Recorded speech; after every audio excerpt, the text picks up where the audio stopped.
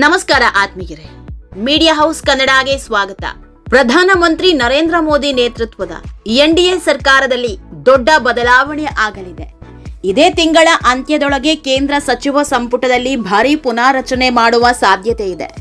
ಕೆಲವರನ್ನ Modi team ಇಂದ ಕೈಬಿಟ್ರೆ ಇನ್ನು ಕೆಲವರನ್ನ ಹೊಸದಾಗಿ ಮೋದಿ ಟೀಮ್ಗೆ ಸೇರಿಸಿಕೊಳ್ಳಲಿದ್ದಾರೆ. ಇದು ರಾಷ್ಟ್ರ ರಾಜಕೀಯದಲ್ಲಿ ದೊಡ್ಡ ಮಟ್ಟದ ಚರ್ಚೆ ಹುಟ್ಟು ಹಾಕಿದೆ. ಯಾವಾಗ ಮೋದಿ ಸಚಿವ ಸಂಪುಟ ಪುನಾರಚನೆ ಆಗುತ್ತೆ ಅನ್ನೋ ಸುದ್ದಿ ಬಂತು, ರಾಜ್ಯದಲ್ಲೂ ಇದರ ಬಗ್ಗೆ ಚರ್ಚೆ ಆಗ್ತಾ ಇದೆ.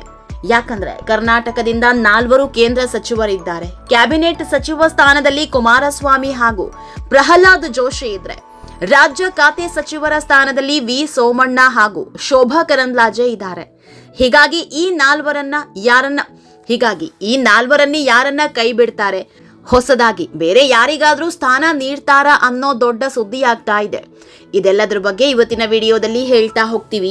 ಅದಕ್ಕೂ ಮೊದಲು ನೀವಿನ್ನೂ ನಮ್ಮ ಚಾನೆಲ್ನ ಸಬ್ಸ್ಕ್ರೈಬ್ ಮಾಡಿಲ್ಲ ಅಂದ್ರೆ ಮಿಸ್ ಮಾಡಬೇಡಿ, ಈಗಲೇ ಸಬ್ಸ್ಕ್ರೈಬ್ ಮಾಡಿ. ಈ ವಿಡಿಯೋನ ಕೊನೆವರೆಗೂ ನೋಡಿ, ನಿಮ್ಮ ಅನಿಸಿಕೆಗಳನ್ನ ಕಾಮೆಂಟ್ ಮಾಡಿ. ಆತ್ಮೀಯರೇ, ಜೂನ್ ಮಧ್ಯಭಾಗದಲ್ಲೇ ಕೇಂದ್ರ ಸಚಿವ ಸಂಪುಟ ವಿಸ್ತರಣೆ ಅಥವಾ ಪುನಾರಚನೆ ಆಗಬಹುದು ಅನ್ನೋ ಸುದ್ದಿ ಹರಿದಾಡ್ತಾ ಇತ್ತು. ಆದ್ರೆ ಕನ್ಫರ್ಮ್ ಆಗಿರ್ಲಿಲ್ಲ. ಆದ್ರೀಗ ಇದು ಬಹುತೇಕ ಪಕ್ಕಾ ಆಗಿದೆ. ಯಾಕಂದ್ರೆ ಕೇಂದ್ರ ಗೃಹ ಸಚಿವ ಅಮಿತ್ ಶಾ ರಾಷ್ಟ್ರಪತಿ ದ್ರೌಪದಿ ಮುರ್ಮು ಅವರನ್ನ ಭೇಟಿಯಾಗಿದ್ದಾರೆ. ಹೀಗಾಗಿ ಇನ್ನೊಂದು ವಾರದೊಳಗೆ ಮೋದಿ ನೇತೃತ್ವದ ಸಂಪುಟ ವಿಸ್ತರಣೆ ಪಕ್ಕಾ ಅನ್ನೋ ಸುದ್ದಿ ದೆಹಲಿ ಬಿಜೆಪಿ ಅಂಗಳದಲ್ಲಿ ಓಡಾಡ್ತಾ ಇದೆ. ಈ ಬಾರಿ ಹಲವು ಸಚಿವರು ತಮ್ಮ ಸ್ಥಾನವನ್ನ ಕಳೆದುಕೊಳ್ಳಲಿದ್ದಾರೆ. ಜೊತೆಗೆ ಹೊಸಬರಿಗೆ ಅವಕಾಶ ಸಿಗಲಿದೆ. ಇನ್ನು ಮೈತ್ರಿ ಪಾರ್ಟಿಯ ನಾಯಕರಿಗೂ ಸಚಿವ ಸ್ಥಾನ ಒಲಿಯಲಿದೆ. ಇದೆಲ್ಲದರ ಜೊತೆಗೆ ಹಾಲಿ ಹಣಕಾಸು ಸಚಿವೆ ನಿರ್ಮಲಾ ಸೀತಾರಾಮನ್ಗೆ ಹೊಸ ಖಾತೆ ಸಿಗುವ ಸಾಧ್ಯತೆ ಬಗ್ಗೆಯೂ ಸುದ್ದಿ ಹರಿದಾಡ್ತಾ ಇದೆ. ಮೂಲಗಳ ಮಾಹಿತಿ ಪ್ರಕಾರ ಮಾಜಿ ಭಾರತೀಯ reserve bank governor Shaktikanta Das Modi ಕ್ಯಾಬಿನೆಟ್ಗೆ ಸೇರ್ಪಡೆಯಾಗೋದು ಖಚಿತ ಅಂತ ಹೇಳಲಾಗ್ತಾ ಇದೆ. ಭಾರತದ ಮುಂದಿನ ಹಣಕಾಸು ಸಚಿವರು ಇವರೇ ಆಗಲಿದ್ದಾರೆ ಮತ್ತು ನಿರ್ಮಲಾ ಸೀತಾರಾಮನ್ ಅವರ ಖಾತೆ ಬದಲಾವಣೆಯಾಗಲಿದೆ ಅನ್ನುವ ಸುದ್ದಿ ಹರಿದಾಡ್ತಾ ಇದೆ. ನೀಟ್ ಅವಾಂತರದ ಬಳಿಕ ಶಿಕ್ಷಣ ಮತ್ತು ಎಚ್ಆರ್ಡಿ ಖಾತೆಯ ಸಚಿವರಾಗಿರುವ ಧರ್ಮೇಂದ್ರ ಪ್ರಧಾನ್ ಅವರ ತಲೆದಂಡವಾಗಲಿದೆ. ಹೀಗಾಗಿ ಇವರಿಗೆ ಪಕ್ಷದ ಜವಾಬ್ದಾರಿ ವಹಿಸುವ ಸಾಧ್ಯತೆ ಇದೆ. ಆತ್ಮೀಯರೇ, ಇನ್ನು ಶಿವಸೇನೆಯ ಶಿಂಧೆ ಬಣದ ಡಾಕ್ಟರ್ ಶ್ರೀಕಾಂತ್ ಏಕನಾಥ್ ಶಿಂಧೆ ಅವರಿಗೆ ಕ್ಯಾಬಿನೆಟ್ ಸ್ಥಾನಮಾನ ಸಿಗಲಿದೆ. ಅನುರಾಧ ಠಾಕೂರ್ ಮತ್ತೆ ಸೇರ್ಪಡೆಯಾಗಲಿದ್ದಾರೆ. ಮೀರತ್ ಲೋಕಸಭಾ ಕ್ಷೇತ್ರದ ಸಂಸದ ಅರುಣ್ ಗೋವಿಲ್ ಕೂಡ ಕೇಂದ್ರ ಸಂಪುಟದಲ್ಲಿ ಸ್ಥಾನ ಪಡೆಯಲಿದ್ದಾರೆ. ಇನ್ನು ಇತ್ತೀಚೆಗೆ ಆಮ್ ಆದ್ಮಿ ಪಾರ್ಟಿಯಿಂದ ಬಿಜೆಪಿಗೆ ಸೇರ್ಪಡೆಗೊಂಡಿರುವ ರಾಘವ್ ಚಡ್ಡಾಗೂ ಮಹತ್ವದ ಸ್ಥಾನ ಕೇಂದ್ರದಲ್ಲಿ ಸಿಗಲಿದೆ ಅನ್ನುವ ಮಾತು ಕೇಳಿ ಬರ್ತಾ ಇದೆ. ಇನ್ನು ಹಣಕಾಸು ಖಾತೆಯನ್ನ ಬಿಟ್ಟುಕೊಡ್ತಿರೋ ನಿರ್ಮಲಾ ಸೀತಾರಾಮನ್ಗೆ ಧರ್ಮೇಂದ್ರ ಪ್ರಧಾನ್ ನಿರ್ವಹಿಸ್ತಾ ಇದ್ದ ಶಿಕ್ಷಣ ಮತ್ತು ಮಾನವ ಸಂಪನ್ಮೂಲ ಖಾತೆಯ ಜವಾಬ್ದಾರಿ ನೀಡಲಿದ್ದಾರೆ. ಇದೆಲ್ಲದರ ಮಧ್ಯೆ ಇತ್ತೀಚೆಗೆ ತೃಣಮೂಲ ಕಾಂಗ್ರೆಸ್ನ ಸಂಸದರು ಪ್ರತ್ಯೇಕವಾಗಿ ಗುರುತಿಸಿಕೊಂಡಿದ್ದು ಬಿಜೆಪಿ ಮೈತ್ರಿಕೂಟಕ್ಕೆ ಬೆಂಬಲ ಘೋಷಿಸಿದ್ದಾರೆ. ಹೀಗಾಗಿ ಮಮತಾ ಬ್ಯಾನರ್ಜಿಗೆ ಬಿಗ್ ಶಾಕ್ ಕೊಟ್ಟು ಬಂದಿರೋ ಸದಸ್ಯರಿಗೂ ಕೇಂದ್ರ ಸಂಪುಟದಲ್ಲಿ ಸ್ಥಾನಮಾನ ಸಿಗಲಿದೆ ಅಂತ ಹೇಳಲಾಗ್ತಾ ಇದೆ. ಜಸ್ಟ್ 2 ದಿನದ ಹಿಂದೆ ರಾಜ್ಯಸಭಾ ಸದಸ್ಯರಾಗಿದ್ದ ಜಾರ್ಜ್ ಕುರಿಯನ್ ತಮ್ಮ ಕೇಂದ್ರ ಸಚಿವ ಸ್ಥಾನಕ್ಕೆ ರಾಜೀನಾಮೆ ನೀಡಿದ್ರು. ಅಲ್ಲಿಂದಲೇ ನೋಡಿ ಸಂಪುಟ ಪುನಾರಚನೆ ಸುದ್ದಿ ಹಬ್ಬಿದ್ದು. ಪುನಾರಚನೆಯ ಭಾಗವಾಗಿಯೇ ಇವರಿಂದ ಸಚಿವ ಸ್ಥಾನವನ್ನ ವಾಪಸ್ ಪಡೆದಿದ್ದಾರೆ ಅನ್ನೋ ಮಾತು ಶುರುವಾಗಲಿದೆ.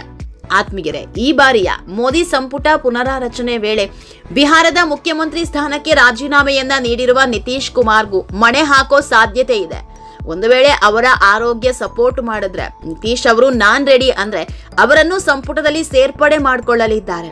ಇನ್ನು ಪ್ರಮುಖವಾಗಿ ರಾಜ್ಯದ ಸಚಿವರುಗಳಾದ ಎಚ್.ಡಿ. ಕುಮಾರಸ್ವಾಮಿ, ಪ್ರಹ್ಲಾದ್ ಜೋಶಿ, ವಿ ಸೋಮಣ್ಣ ಮತ್ತು ಶೋಭಾ ಕರಂದ್ಲಾಜೆಯಲ್ಲಿ ಕೆಲವರಿಗೆ ಸ್ಥಾನ ತಪ್ಪೋದು ಪಕ್ಕಾ ಅಂತ ಹೇಳಲಾಗ್ತಾ ಇದೆ. ರಾಜ್ಯದಲ್ಲಿ ಎನ್ಡಿಎ ಮೈತ್ರಿಕೂಟದಲ್ಲಿ ಬಿಜೆಪಿ ಜೆಡಿಎಸ್ ಜೊತೆಯಾಗಿ ಮುಂಬರುವ ವಿಧಾನಸಭಾ ಚುನಾವಣೆ ಎದುರಿಸುವ ಸಾಧ್ಯತೆ ಇರೋದ್ರಿಂದ ಕುಮಾರಸ್ವಾಮಿಗೆ ಇಲ್ಲಿನ ಪಾರ್ಟಿಯ ಜವಾಬ್ದಾರಿ ಸಿಗಬಹುದಾ ಅನ್ನೋ ಚರ್ಚೆ ಹುಟ್ಕೊಂಡಿದೆ. ಆತ್ಮೀಯರೇ, ಈ ರೀತಿಯ ಬೆಳವಣಿಗೆ ಆದ್ರೂ ಅಚ್ಚರಿ ಇಲ್ಲ. ಯಾಕಂದ್ರೆ ಕಳೆದ 1 ತಿಂಗಳ ಬೆಳವಣಿಗೆ ನೋಡಿದ್ರೆ ಕುಮಾರಸ್ವಾಮಿ ವರ್ಚಸ್ಸು ಬೇರೆ ಲೆವೆಲ್ಗೆ ಬಂದಿದೆ. ಕೇಂದ್ರ ಸಚಿವರಾಗಿರೋ ಕುಮಾರಸ್ವಾಮಿ ಕಂಪ್ಲೀಟ್ ಆಗಿ ರಾಜ್ಯ ರಾಜಕೀಯದ ಕಡೆ ಗಮನ ಹರಿಸಿದ್ದಾರೆ. ಅದರಲ್ಲೂ ಬಿಡದಿಯ ಟೌನ್ಶಿಪ್ ವಿಷಯವಾಗಿ ನಿತ್ಯ ರಿಯಾಕ್ಟ್ ಮಾಡ್ತಿದ್ದಾರೆ. ಇದೆಲ್ಲವೂ ಇದರ ಒಂದು ಭಾಗ ಎನ್ನಲಾಗ್ತಾ ಇದೆ. ಯಾಕಂದ್ರೆ ರಾಜ್ಯದಲ್ಲಿ ಬಿಜೆಪಿ ಹಾಗೂ ಜೆಡಿಎಸ್ ಮೈತ್ರಿ ಮಾಡಿಕೊಂಡಿದೆ.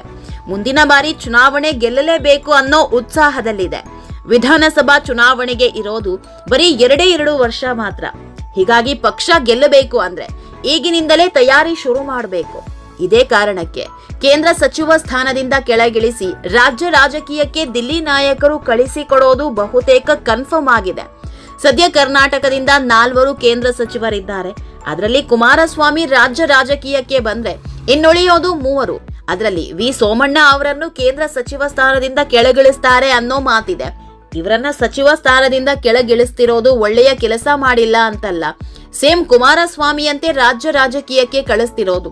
ಈಗಾಗಲೇ ಬಿಜೆಪಿಯಲ್ಲಿ ಬಿಜೆಪಿ ರಾಜ್ಯಾಧ್ಯಕ್ಷರನ್ನ ಬದಲಿಸಬೇಕು ಅನ್ನೋ ಕೂಗು ಜೋರಾಗಿದೆ. ವಿಜಯೇಂದ್ರ ರಾಜ್ಯಾಧ್ಯಕ್ಷರಾಗಿ 3 ವರ್ಷ ಆಗ್ತಾ ಬರ್ತಿದೆ.